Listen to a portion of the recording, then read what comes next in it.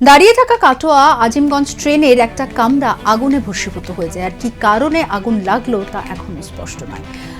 নানা রকম সম্ভাবনার কথা উঠে আসছে। এবার আগুন লাগার প্রকৃত কারণ জানতে তদন্তে এলো ফরেনসিক বিশেষজ্ঞদের একটি প্রতিনিধি দল।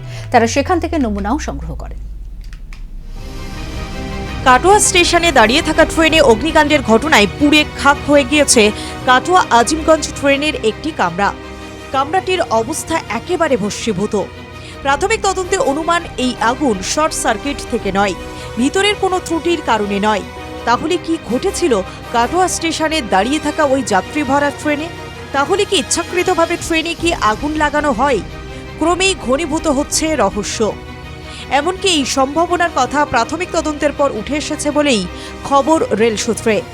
সিসিটিভি ফুটেজে নাকি তদন্তকারীদের নজরে এসেছে কিছু বহিরাগতর আনাগোনা। কি কারণে ঠিক আগুন লাগে তা জানতে এবার কাটোয়া স্টেশনে এলো ফরেনসিক বিশেষজ্ঞদের একটি প্রতিনিধি দল। তারা সেখান থেকে নমুনা সংগ্রহ করলেন। সব দিক খতিয়ে দেখা হচ্ছে। আগুন লাগার কারণ জানতে ইতিমধ্যে একটি তদন্তকারী দল গঠন করা হয়েছে।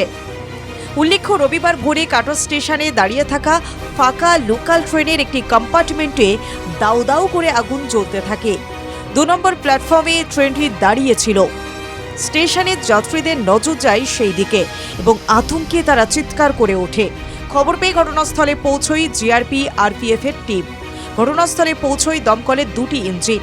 কিছুক্ষণের চেষ্টায় আগুন নিয়ন্ত্রণে আসে, তবে আগুনে ভস্মীভূত হয়ে যায় গোটা কামরা। ভোরবেলা স্টেশন চত্বর ছিল ফাঁকা, যাত্রী সংখ্যা ছিল কম। ওই সময় কামরায় ছিলেন না কোনো যাত্রী, ফলে এড়ানো যায় বড় বিপদ। এই ঘটনায় আতঙ্ক ছড়িয়ে পড়ে যাত্রীদের মধ্যে। তদন্তের জন্য পুড়ে খাক হয়ে যাওয়া কামরাটিকে কাপড় দিয়ে ঢেকে রাখা হয়েছে।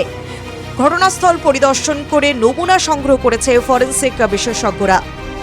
পূর্ব বর্ধমান থেকে মনিরুল ইসলামের রিপোর্ট, বাংলা জাগো।